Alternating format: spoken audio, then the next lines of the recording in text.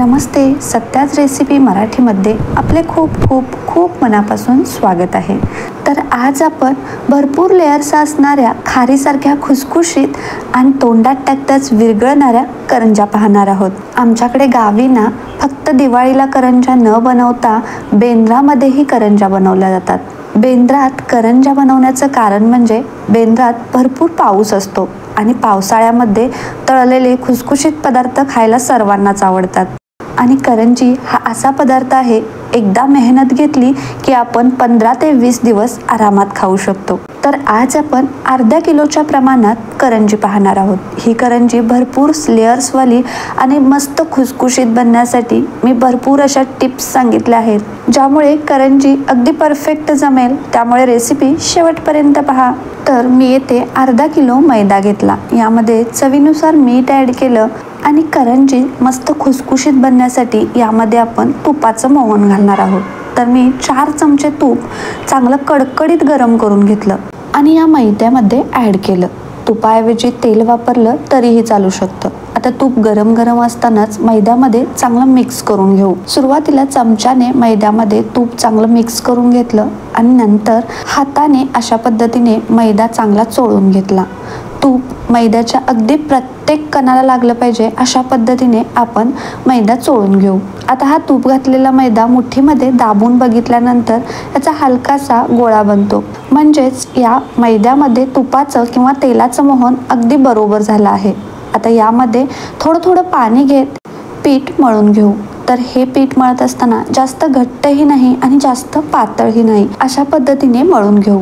आपण जे चपातीचं पीठ भिजवतो त्यापेक्षा थोडंसं घट्ट असं हे पीठ मळावं लागतं। आता हे पीठ भिजण्यासाठी आपण कमीत कमी 2 तास बाजूला ठेवून देऊ, कारण हे पीठ जितकं चांगलं भिजेल तितकी करंजी छान फुलते। आता करंजीची खरी चव ही करंजीच्या सारणावर असते। सारण टेस्टी बनलं की करंजी टेस्टी बनते।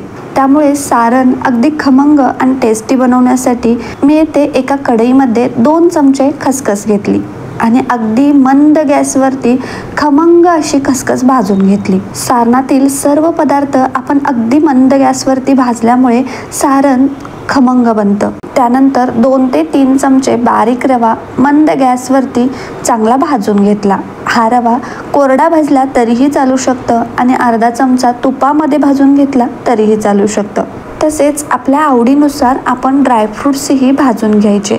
तर मी येथे अर्धा चमचा तूप घेतले आणि तुपामध्ये 15 ते 20 पाकळ्या काजूब्या कट करून चांगल्या भाजून घेतल्या। तसेच 400 ग्रॅम सुक्या खोबऱ्याचा खिसही मंद गॅसवरती भाजून घेतला। आता या खोबऱ्यामध्ये 100 ते 125 ग्रॅम पिठी साखर, तसेच भाजलेले रवा, खसखस, ड्रायफ्रूट्स आणि 2 चमचे वेलची आणि जायफळची पावडर ॲड केली। या पावडरमुळे सारण खूप जास्त टेस्टी बनतं। आता हे सर्व जिन्नस चांगले मिक्स करून घेऊ। सारणही तयार झालं। आता आपण करंजीला लेयर्स पडण्यासाठी जो साठा बनवावा लागतो तो बनवायला घेऊ। तर 3 चमचे साजूक तूप घेतलं, यामध्ये 4 ते 5 चमचे कॉर्नफ्लॉवर ॲड केला आणि चांगलं मिक्स करून घेतलं आणि आपला हा साठाही तयार झाला। त्यानंतर आपण करंजीचं पीठ मळून 2 तासासाठी भिजण्यासाठी ठेवलं होतं। हे पीठ परत एकदा चांगलं मळून घेऊ आणि या पिठाचे मी 2 गोळे बनवून घेतले। एक गोळा झाकण लावून बाजूला ठेवून दिला आणि एका गोळ्याची लाटी बनवली आणि अशा पद्धतीने ही लाटी चाकूने कट करून याचे मीडियम साईजमध्ये 8 गोळे बनवून घेतले। आता या 8 गोळ्यांची आपण मोठी आणि पातळ अशी 8 पाने लाटून घ्यायची। जवळपास चपाती एवढी मोठी ही पानं लाटली आहेत। या 8 पानांच्या आपण 2 लाट्या बनवून घेणार आहोत। एका लाटीसाठी 4 पान वापरणार आहोत। तर ही लाटी बनवण्यासाठी पहिल्यांदा एक पान घेतलं आणि या पानावरती आपण बनवून घेतलेला साठा लावायचा। हा साठा या पानावरती लावून घ्यायचा। साठा लावताना अगदी सर्वत्र लागला गेला पाहिजे। त्यानंतर यावरती दुसरं पान लावायचं। आता हे पान लावल्यानंतर हलक्या हाताने दाबून घ्यायचं आणि दुसऱ्या पानावरतीही साठा लावायचा। अशाच पद्धतीने तिसऱ्या पानावरही आणि चौथ्या पानावरही पानावरती सर्व बाजूनी साठा लावून घ्यायचा। तर अशा पद्धतीने एकावर एक 4 पानावरती आपण साठा लावून घेतला. आता या साठा लावलेल्या पानांचा हलक्या हाताने दाबत दाबत रोल बनवून घेऊ.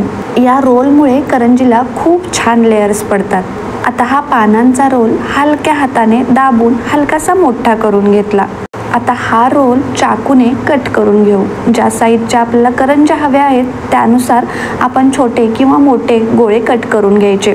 तर मी मीडियम साईजमध्ये हे गोळे बनवून घेतले आहेत आणि गोळ्याला लेयर्स बघा किती मस्त आणि भरपूर अशा सुटले आहेत. हे गोळे कोरडे पडू नयेत म्हणून एखाद्या कपड्यामध्ये किंवा एखाद्या भांड्यामध्ये झाकण लावून ठेवून द्यायचे. आता या गोळ्याचं पान लाटत असताना आपण जी कट केलेली बाजू आहे ती अशा पद्धतीने वरती करायची आणि वरून मैदा लावून हलक्या हाताने पान लाटून घ्यायचं. पान लाटत असताना सर्व बाजूनी एकसारखं लाटून घ्यायचं. त्याचबरोबर जास्त पातळही नाही आणि जास्त जाडही लाटायचं नाही.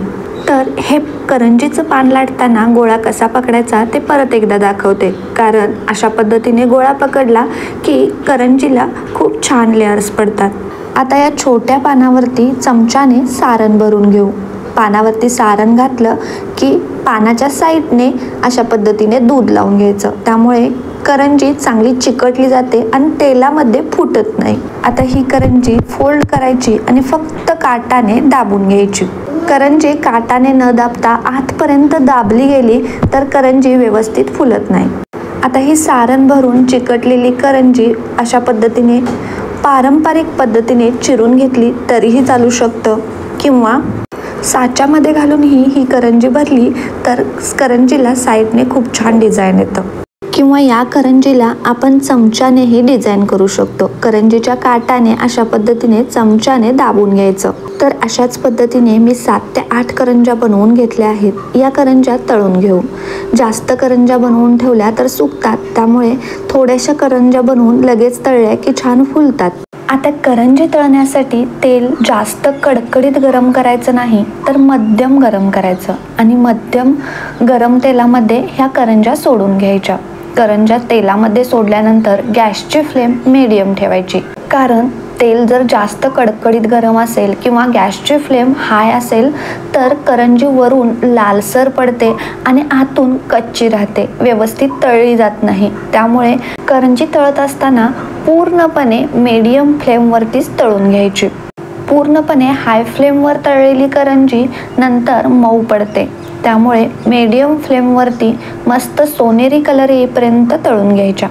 तर करंजीला बघा लेयर्स किती मस्त आले आहेत, त्याचबरोबर कलरही खूप छान आला आहे. तर अशाच पद्धतीने मी थोड्या थोड्या करंज्या बनवून सर्व करंज्या तळून घेतल्या. रेसिपी आवडली असेल तर एक लाईक नक्की करा आणि या माझ्या पद्धतीने करंजी बनवून पाहायला विसरू नका. त्याचबरोबर अजून माझ्या चॅनलला सबस्क्राईब केलं नसेल तर प्लीज सबस्क्राईब करून घ्या आणि बाजूला दिलेल्या बेल आयकॉनवर क्लिक करा, म्हणजेच माझ्या नवनवीन पारंपरिक परफेक्ट रेसिपी सर्वात आधी आपल्यापर्यंत पोहोचतील. थँक्यू. Bye bye.